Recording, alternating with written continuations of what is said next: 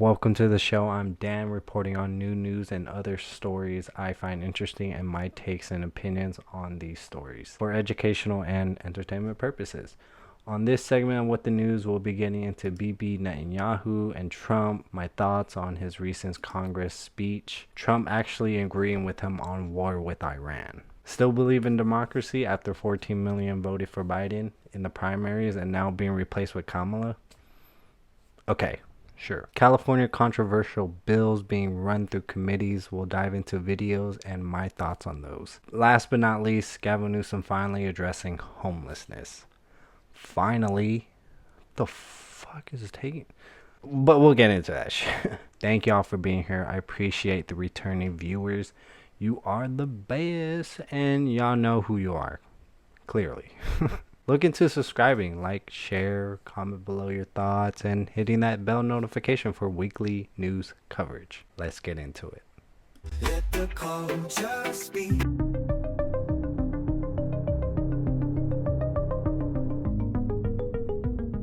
It's weird, but not surprising that there's like barely any updated coverage on what happened to Donald Trump and his recent attempted assassination, even though, it's only been like 2-3 weeks, and yet you would think there would be stacked coverage of like updated parents, the updated autopsy of Thomas Crook, and then there's like none. There's like just trying to snub the story, ignore it, not even talk about it anymore. They're saying it's fake, staged, and I can't say it's not staged because people have the rights, and we honestly don't know still to this day like what the hell happened. Yeah, Cheeto stepped down, but yeah, again, FBI investigations are just like going nowhere, and there's just stories after stories of things of it being staged. Trump, when he took off his bandage, it doesn't even look like he got shot. I don't know, okay, but it's just weird that there's no updated news about it. I'm hearing, there was an FBI agent or a Secret Service on top, right above where Crook was for like 26 minutes, and yet nothing happened. And there was a cop that actually confronted him, but then went back down. A bunch of stuff that's going nowhere. And yet it seems like they just want to cover it up like it's old news. Like it wasn't the biggest news at that time. Like, people, up and coming president has been shot at. And that's not the biggest news in American history. Okay. There's nothing much I could do, to each its own. It's whatever at this point. Like, I'm not going to delve into it and drown into the misery of them not doing anything. you know, I got to live on with my life. It's not really bothering me, but it is fucking weird. But, Donald Trump, the 70-year-old former president, has made a chilling call for Iran to be obliterated if the nation were to ever assassinate him. In a shocking Truth Social post, Trump shared a video of Israeli Prime Minister Benjamin Netanyahu discussing Iran's history of assassination threats. Then stated, if they do assassinate President Trump, which is always a possibility, I hope that America obliterates Iran, wipes it off the face of the earth. So Trump is essentially going along with it. They want to go to war with Iran. You hear it in Benjamin Netanyahu's Congress speech. If you watched it, I watched it because this is going to be part of my thing that I'm going to do. So I have to be in the know. And it's just pushing us to war, He says in one of his speech, not entirely the way that he said it, but he's like, his war is our war is his war, and back and back. It's just like totally disturbing and disgusting to say that we should get into any wars. I'm anti-war. I do not want war. I hate the war in Ukraine, funding those wars, proxy wars all over the world. We don't need it, okay? America is America. We should stay protecting just America. And Netanyahu seems like he's the leader of America, the real president, pushing us to war. And it's very disturbing. Here's just one clip of the hour-long speech. They even brazenly threatened to assassinate President Trump. But Iran understands that to truly challenge America, it must first conquer the Middle East. And for this, it uses its many proxies, including the Houthis, Hezbollah, and Hamas. Yet in the heart of the Middle East, standing in Iran's way, is one proud pro-American democracy, my country, the State of Israel. And after the shooting, U.S. officials revealed they had received intelligence about an Iranian plot to kill Trump just weeks before a recent assassination attempt at a rally. That threat was shared with Trump's Secret Service agent and his campaign team. Even Iranian media is saying, no, we're not trying to assassinate him, but yet we want to believe into the intelligence agencies that Iranian is. And when Netanyahu is actually pushing us to war, and these people in Congress are fucking giving applause, like, yeah, let's go to war. Let's send our family and friends to war. Woo, yeah. Like, what benefit do we have in that? We don't have benefit at all. And yet, the leaders that run our world want us to go into it. And it's it's angering for a lot of Americans. And again, we do not trust the Central Intelligence Agencies. And yet, BlackRock, Vanguard, linked to Trump shooter building a company shorting DGT stocks. This comes from a mindset post from Instagram, and which is very reliable, that I trust as a media source to give me right information, or at least to give me something to go off of, so I could come up with my own opinions and my own thoughts. Again, we should trust the Central Intelligence Agencies to tell us that Iranian are going to attack us or attack Trump in this scenario, but the White House National Security Council has been tracking Iranian threats against Trump officials for years. Man, it's a possibility, maybe, but I just do not trust the Central Intelligence Agency at all. Stemming from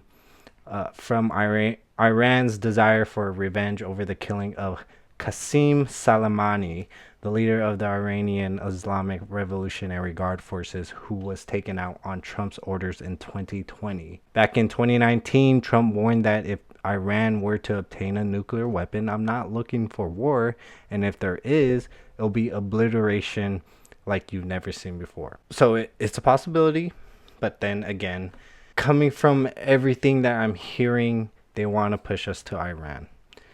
And if Trump's assassination was successful, which I think he's not off the cuff right now, because I feel like they do want to kill him, and this is going to be pushing us to Iran, and who's backing Iran is Russia, and that's just going to all-out war, World War III. Now you see a lot of conscriptions, drafts around Europe. America's pushing to get us into a draft, into war. We're preparing for war, and this is just one of it, like a false flag event. There's nothing much I could do except this, and telling people that what's to come.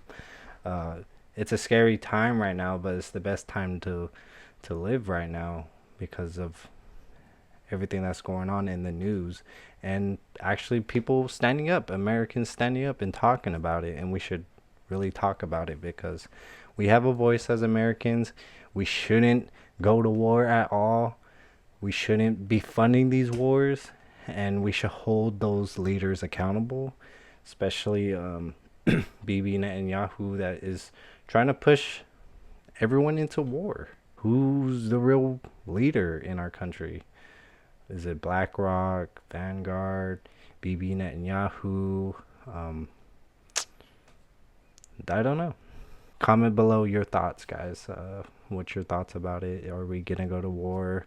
Um, should you guys be preparing? Probably a financial crisis in 2025. I don't know. There's so much we are going towards. Possibly bird flu pandemic again. Just so much, and it's really good to talk about it. And I'm glad I'm here. But let me know your thoughts, and we're gonna move on. So you're just chilling on a lazy Sunday morning, July 21st, when bam, President Biden drops out of the 2024 race via Twitter.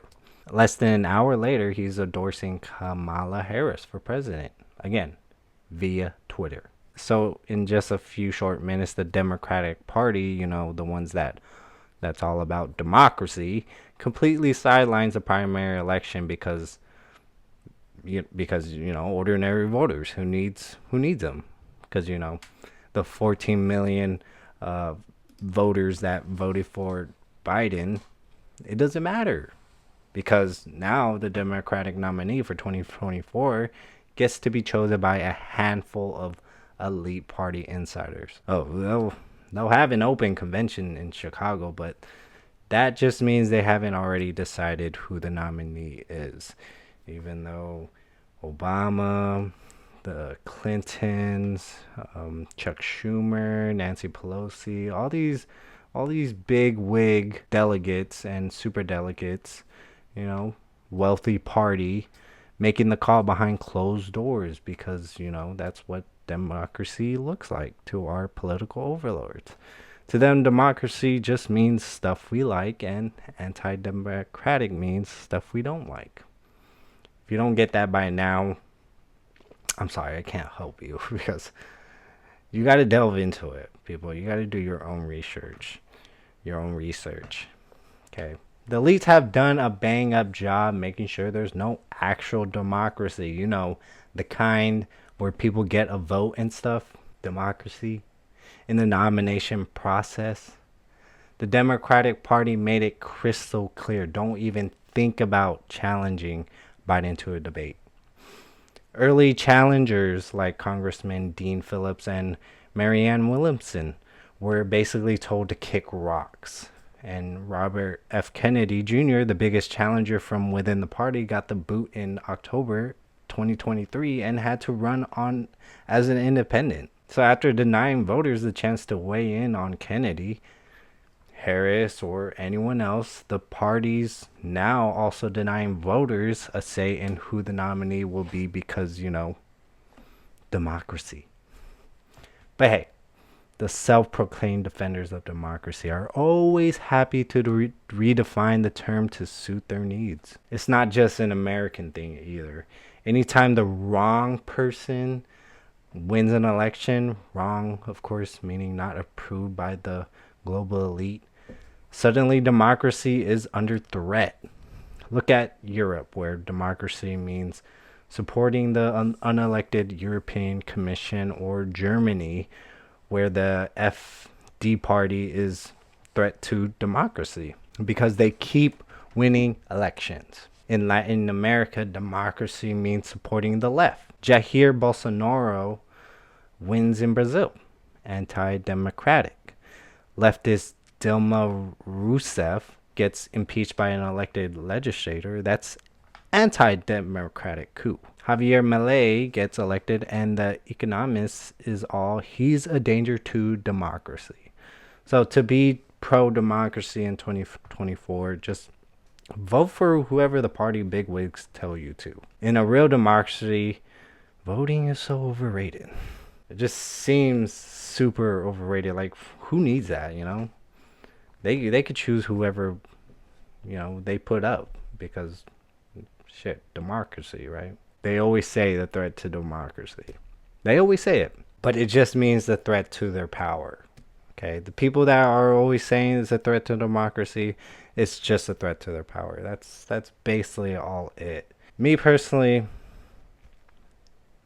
if you're gonna talk about the things that are wrong with Kamala Harris, and not just say just because she's black and because of Trump, don't vote for Trump because he's a white racist. You need to tell me more than that. Okay, there needs to be more substance in what you're saying, not just a big old vague, broad statement like that. Like, you need to tell me, because I'm voting on policies. Me personally, I'm voting for Trump. Okay, and it's not because I'm a racist or I hate a certain demographic of people. No, because I'm voting on his policies. He wants to close the border. He wants to cut income tax, hopefully. But again, I like him. I don't trust him at all. Okay, what he did in his presidency was great until the fourth quarter of 2020. He passed the Operation Warp Speed, which got us the vaccines. He printed trillions of dollars, which he said he wasn't going to, but he did on foreign policies. And for the military industrial complex, he spent trillions of dollars. He said he was going to get rid of Hillary Clinton and the swamp and much more, people. And you just got to, again, don't trust the politician. You got to hold them accountable. But me personally, yeah, those are the things. The economy was better. Not saying it was great, but it was better under Trump. What are we right now? Okay. Prices are super high. Inflation is super high. I believe Trump was, he was part of that inflation, because after he got out of his presidency, it skyrocketed. And now he's saying it's not his fault. He didn't push the vaccine, even though Operation Warp Speed, the CARES Act, which gave immunity for these pharmaceutical companies, so they wouldn't be sued over the V. Can't say it because I'm gonna be I'm gonna be fucking banned or so, or censored in some ways. But it's just a vote on policy, people. And I'm gonna go more deeper into Kamala Harris, not right now, but probably the next one. Yeah, man, vote on policy. Moving on. California's legislative circus, a malicious affair. Oh, California, your lawmakers are at it again, churning out bills that make you wonder if they've totally lost the plot. Let's take a gander at the latest doozies they're trying to foist on the Golden State. AB 2319, newsflash, lawmakers, biology is a thing. 16 Democrats are backing this gem, which would swap mother for all birthing people in the law because, science is so overrated. It would also force docs and nurses into training to teach them the utter fantasy that men can have babies and vice versa. Got a bun in the oven, bro? Let's look into people that are actually against the bill. And there's a lot of people backing the bill, but let's look into people that are against the bill. Good afternoon. Erin Friday, lawyer, Executive Committee for Protect Kids, California Ballot Initiative, Democrat, and mother of a daughter who used to believe that she was a boy, but with love and compassion embraced her female body. AB 2319 will force-feed medical professionals lunacy. Women cannot change into men. Daughters cannot become sons. Birthing people are women. Non-binary is a fiction. Humans are a sexually dimorphic species. The legislature continues to promote a new religion, the religion of transgenderism, that one has an ethereal, fluid, internal sense of self, a gendered soul, if you please, that must be accepted by all, even though there is no scientific basis for its existence. This bill requires that anyone who might interact with a pregnant woman be educated that women can become men with syringes of testosterone or a slice of the scalpel to the breasts. It mandates that corrective measures be employed if the employee believes in biological reality. What does corrective measures mean? It sounds like re-education camps, termination, or perhaps the gulag. Now for the punishments against a medical provider for not complying with the forced transgenderism training. It shall be punished pursuant to the Health and Safety Code, Section 1280.3, upwards to a cool $75,000 for the first infraction and $125,000 for the second. 100% agree with Erin Friday, and I'm going to bring her up again because she's very outspoken about these bills, and I congratulate her actually doing things that I can't go out there and do it myself. And we'll get into the next speaker that is going against this bill. According to this committee bill's analysis, AB 2319 seeks to reduce the effects of implicit bias in pregnancy, childbirth, and postnatal care, and that the legislature recognizes all birthing people, including non-binary persons and persons of transgender experience. Yet, how is it implicit bias to believe only women can give birth? The biological, scientific truth is only women can give birth. During childbirth, the cervix expands so the baby can travel from the uterus through the vagina. A man does not have a cervix, a uterus, or a vagina. How could a man get pregnant? How would a baby come out of a man? The bill analysis accidentally acknowledged this in a section titled Maternal and Infant Health Outcomes in California. It doesn't say paternal health, but maternal health. Sounds like your committee staff knows only women can give birth. Does your staff need implicit bias training too? Women are not birthing people, as this bill states, and we must stop using belittling language to erase the reality of things only women can do. The people that are for the bill, they hid in some stuff that they were talking about into the bill, and you got to look into it, man. Go on calmatters.com, and this is where I got majority of the videos, and I was actually looking into it. I didn't read the full bill, but I did listen to a couple people that were for the bill. But yeah, go look into it. Do your own research. I did mine. And it's very troubling. Birthing people? Come on, man. Move on to the next one, all right? Senate Bill 957, your kid's private life, a state senator's business. Scott Wiener and LGBT, I'm not even going to say the word, Democrat is super curious about your kid's sex life. His bill would have state-run health centers, schools, and healthcare pry into kids' private lives, asking about their sexual orientation and gender identity. Then it would report this info to the county and the state. No opt-out for parents, because who needs privacy anyway? Let's look into a lady, one of the supporters of the bill. This bill will close a gap in the law to ensure that California is collecting the data that we need to appropriately target public health interventions. Sexual orientation and gender identity data collection and reporting ensures that local and state health departments, as well as nonprofits such as the San Francisco AIDS Foundation, have the information that we need to identify health disparities.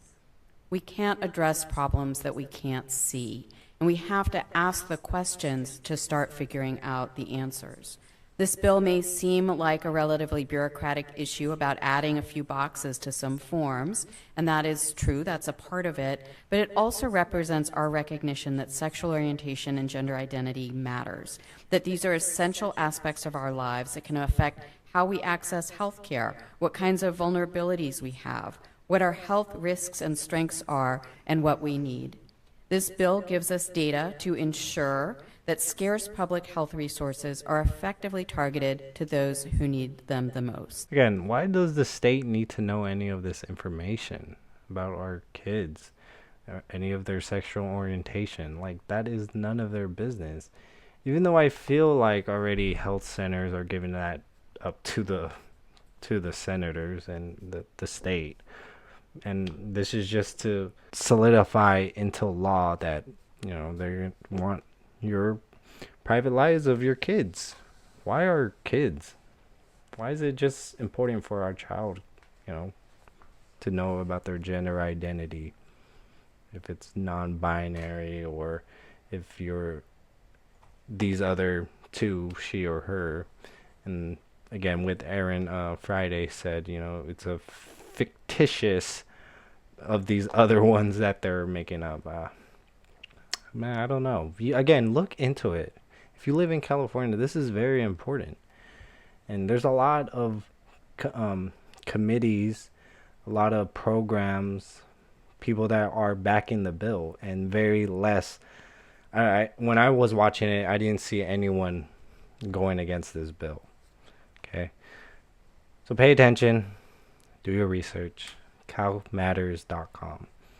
Look into it, because it's going to be enacted. All these stuff, man. It doesn't even seem like a lot of people are up in arms about it, which is getting into our privacy. It's going against our democracy. Moving on. AB 1810, max pads for the boys, on you, the taxpayer. 11 Democrats and 1 Republican think it's high time male prisons and jails stock up on menstrual products. Okay, because why not? The bill can't even bring itself to say the word woman. Do they think inmates are going to use these for arts and crafts? I couldn't find the video of this, but Aaron Friday, again, I told you to pay attention to that lady, but I couldn't find the video of her actually saying this, but there's transcripts of it, and we're going to read that transcript. I am Aaron Friday, a Democrat and behind Protect Kids of California ballot initiative. Voltaire stated, those who can make you believe absurdities can make you commit atrocities. Let's start with the absurdities. A person who menstruates is a female, regardless of how much testosterone is pumped in her or what she identifies as. This is an image of a female reproductive system. Science shouldn't be the north of. But one of the chairwomen actually said, don't bring that shit up. Men do not have uteruses. A man who has his penis spliced open and turned inside out does not create a functioning vagina, and he certainly does not have a period. Anyone who believes that a woman can become a man or vice versa believes in absurdities. Now for the atrocities. In 2020, the state decided it would be a good idea to house male inmates who believe that they are female, including baby killers, pedophiles, and rapists with actual females. What could possibly go wrong? This bill, AB 1810, makes it perfectly clear that women will be raped and impregnated. The need for contraception only exists because there are men masquerading as women who place their penises in female vagina. Yes, the rapes are occurring. Look at the cases of Chandler v. CDCR. Instead of trying to prevent sexual encounters in juvenile settings, your response is to supply condoms, ignoring the root problem. Dana Rivers is a man who desperately wanted to become a woman but could not. So he brutally slashed 2 lesbians multiple times, and then, for good measure, he shot them. He also murdered their black adopted son. This unhinged man is now in prison with women. Each one of you who vote to approve AB 1810 will be perpetrating absurdities and atrocities. Stop erasing women and girls. Again, I couldn't find the video, but yes, they are putting biological men in these women prisons. And it has come out, if you're really paying attention, that they actually getting women impregnated. And it's sad and scary time to live in a prison, in a female prison, because male prisoners, they're not even being castrated, man. And they're being put in there doing these things, and now they want us to put condoms, max pads into these prisons for these men. It's just a weird, scary time. Like, the fuck, man? I don't know. Moving on. SB 1174, voter ID. That's so 20th century. Dave Min, a Democrat from Orange County, wants to make it super easy to commit voter fraud. His bill would ban cities from asking voters to show ID at the polls because who needs to prove who you are to vote, right? It's not like that could lead to corruption and undermine our elections or anything. But this bill, SB 1174, would make clear that this is absolutely not acceptable, that any voter identification requirements or any election security requirements in general would be under state jurisdiction exclusively. While charter cities are given certain privileges, they are not immune to state law. There are 125 charter cities in California, and I don't think we want a situation where each of these cities is implementing their own unique voter ID requirements, which will serve to confuse the public and diminish trust in our elections process. Now, we have these competing goals we've always had in elections. In a democracy as vibrant as the United States has, we want to ensure robust voter participation. That's the heart of any democracy. At the same time, we need to ensure that election integrity is there, that we maintain trust in our elections. I have told the people of Huntington Beach and multiple legislators here that I believe if there is evidence of voter fraud, that we should address it with heightened security requirements, perhaps including voter ID. But to date, I've not received any evidence from the members of Huntington Beach that are pushing this process forward of any voter fraud whatsoever. I will also note that our Attorney General, who's kind of known for being tough on crime, et cetera, and in fact ran last cycle on the campaign of no LA and OC. You can determine what that means for yourself. He has publicly stated that each election cycle he gets 10 to 15 complaints about voter ID fraud or voter fraud of some kind. He looks into each one of them, and to date he has never found any evidence of any voter fraud intentional that could be prosecuted. No credible evidence has been presented to me or I believe the legislature demonstrating that there's widespread concern about voter fraud in the state. California runs one of the best voter systems in the country, and Orange County, which I represent, is known for having pristine elections. We have carefully crafted our election requirements to ensure system integrity while balancing that priority with the rights of eligible voters. SB 1174 would ensure that voters do not face unnecessary barriers while trying to ensure that we have uniform statewide regulations around our elections processes. So is the AG not prosecuting them? That there is voter fraud and they're just not prosecuting them? And it has come out that there are people stuffing ballots and stuff and kind of rigging elections. I hope I don't fucking get censored for this. But like, why can't you just solidify it? What's the problem with it? Voter ID is very important when you have millions of people, illegal immigrants, coming into this country and we're paying for those voter IDs. It just makes me think in 2026, probably in the governor's election, there's gonna be some issues. Yeah, this is just gonna go downhill, especially in our federal elections, if this is not solidified and passed.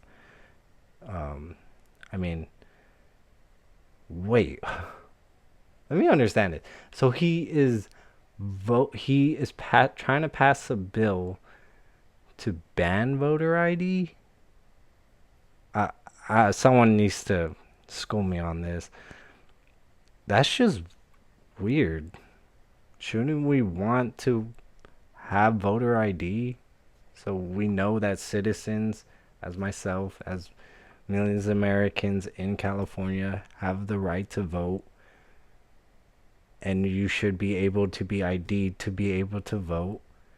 But then again, it's just like we're paying for a lot for these illegal immigrants, especially driver's license, work permits. Elections is going blue in California for sure, and it's been going blue for many years. And if we can't even use voter ID, then yeah, California's staying blue.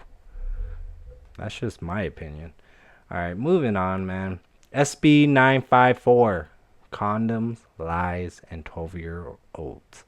This one's a double whammy from LGBTQIA plus Democrats Caroline Menjivar and Scott Wiener. First, it would push the lie that condoms are a foolproof way to prevent pregnancy, ignoring the risk of STDs and the consequences of teen sex. Then it would force schools to hand out condoms to kids as young as 12 without even telling their parents, because what would possibly go wrong? When I was young, 7th grade, I believe so, we were taught sexual education, but I don't think we were given condoms. But it's being taught in middle school into these younger generations. And that just was an uptick. If you talk about it, there's an uptick of people, of kids having sex at that time. Yeah, that's just weird. I don't know really much. Yeah, just teaching them about sex, and like, kids are having sex nowadays, okay? And they're just having multiple sex, and the passive diseases, STDs, syphilis, and all these sexual transmitted diseases. It's happening, and just teaching it, you plant the seed in their thoughts that having sex is normal among kids. I don't know. Let me know your thoughts about that, man. Again, pay attention, calmatters.com. You got to get the information, because it is going through committees right now, and possibly be enacted soon. And we need to fight this, because it's intruding on our liberties and our freedoms and our privacy. AB 2711, getting stoned, no biggie. James Ramos, a Democrat, thinks getting caught with booze, cigarettes, or drugs shouldn't be a big deal for California students. His bill would make these offenses barely punishable, because what's a little substance abuse among friends, right? It's not like it sends a message that getting wasted is no big deal, which kind of does. Regards to, I absolutely sympathize with the idea that if a student is seeking help, that I don't know of any school, I don't know, maybe you have the data, I don't have the data, of schools actually suspending students or expelling students for having these substances on hand. But do we have data that shows that we have school districts that if a student is seeking help, that they are being expelled or suspended? This bill would put forward that stipulation that if a student is asking for help, that they can't be then suspended or expelled for seeking that treatment.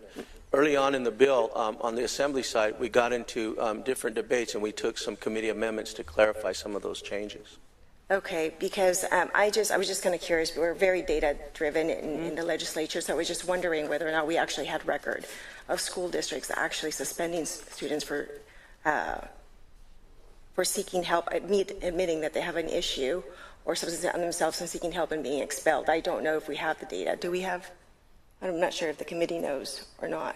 But so that was my question. And number two, the concern that I would have is if a student is doing something wrong, I mean, pretty heavy at a school, I can't think of an example right now, but if they're doing something, say, illicit or something that is dangerous at the school campus, can a student use this as a measure to avoid getting in trouble and being redirected to get help and resources, which ultimately is what we want them to do? But will this be used basically as a quote-unquote cop-out from getting in trouble?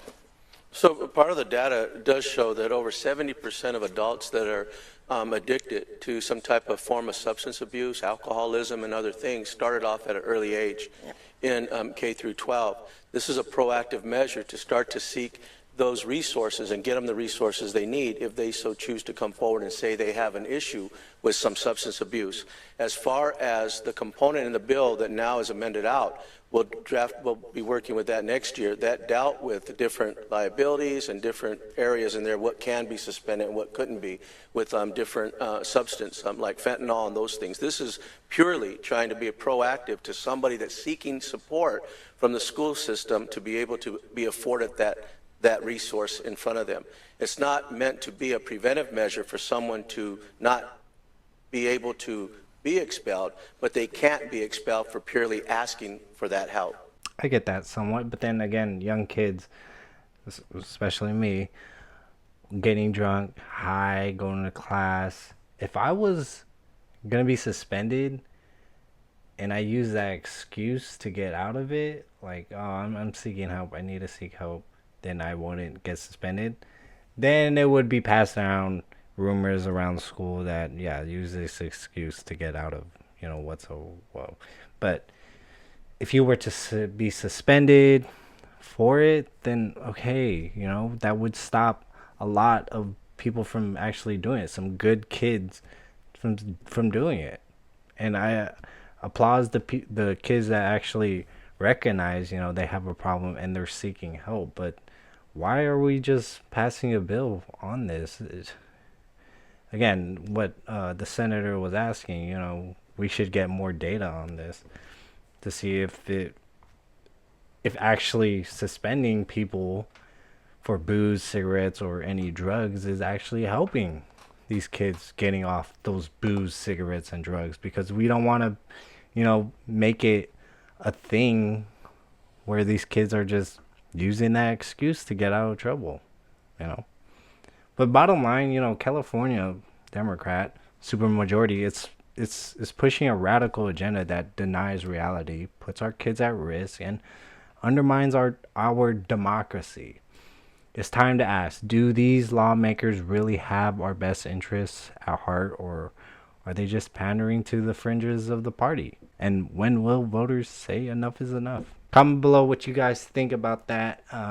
We're going to move on. California's Governor Gavin Newsom just dropped a major order to start tearing down thousands of homeless camps across the state. This is the biggest move yet to tackle homelessness since the Supreme Court gave cities more power to clear out people living on the streets. California's homeless crisis is off the chart, with sky-high housing costs making it tough to get people into homes. And we're paying for that. Taxpayers, $165 million just in Los Angeles, getting these people into housing. And look at how they're gonna live. Including 6 common balconies, a cafe, a gym, an art and music room, just to name a few. The apartments are fully furnished, and there will be caseworkers on site to help run and assist the residents with different programs. Ooh, I feel bad for the people living there that have to pay for the homeless people on the taxes that we pay, and plus the money they have to pay in their housing to live that type of life. Wow. That's gonna fucking angry a lot of people, for sure. Last year, a whopping 180,000 folks didn't have a roof over their heads, and most of them were sleeping rough. Unlike New York City, most of California doesn't promise housing for all, but we just proved that they did, and they're living luxury.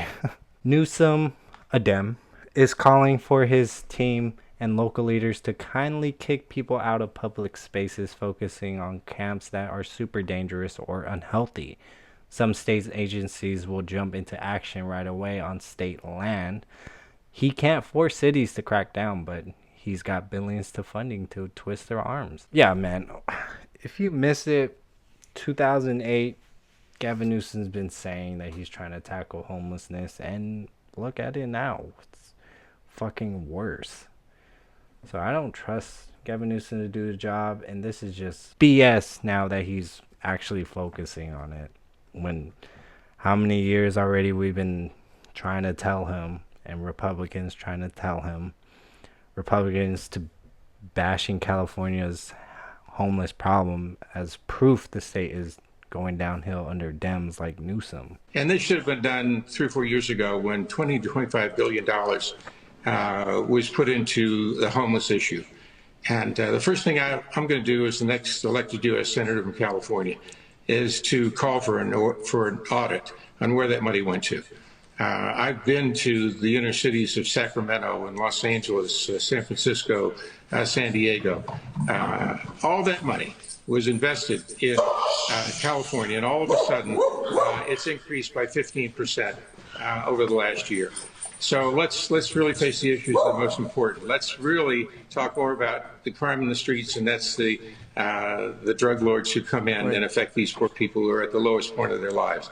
There are great projects in San Diego, the Alpha Project, Los Angeles, the Dream Center. But now for the governor to go on the national stage and say, I'm going to do this, it's not going to happen. There's going to be one committee after another. The homeless are still going to be faced with the same problems on the street. And we need leadership, new faces, new ideas. Let's get the building industry, let's get corporate America involved in it. Let's get these people off the streets, get them some help, and get them back to the point where they have dignity again. And the people that are complaining like, where are they going to go? What are we going to do? Shut the up, please. Because if you're not going to address that this is a fucking problem and you're complaining about where they're going to go, take them in. The people that are advocating for them to stay on the street and poop and trash their whole fucking cities, take them in. If not, then shut the fuck up, please. On Thursday, they accused him of trying to steal the spotlight from conservatives who pushed for Supreme Court ruling and said his order comes after years of doing zilch. It's about time, snap Brian W. Jones, the top Republican in the Senate. Jones from San Diego has been pushing for a bipartisan bill to clean up camps, but says it's gone nowhere thanks to the Dems who run the show in the legislature. I mean, finally, he's doing something about it, but it's gotten worse. And the only time you actually really did it in San Francisco when China freaking came down during that summit, and you cleaned all of it. The homelessness was pushed out of San Francisco when that time was happening.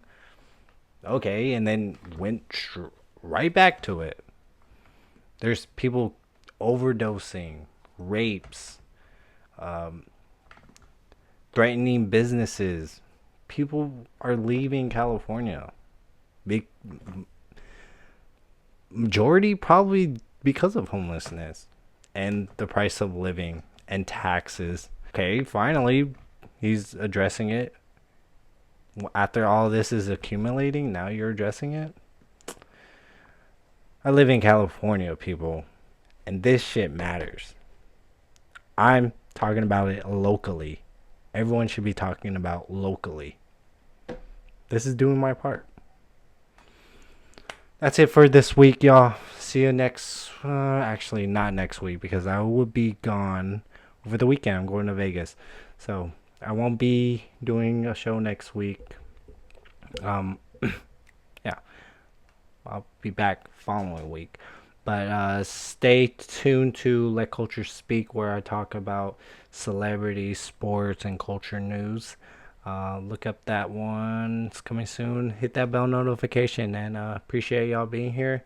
See ya next time. Peace out.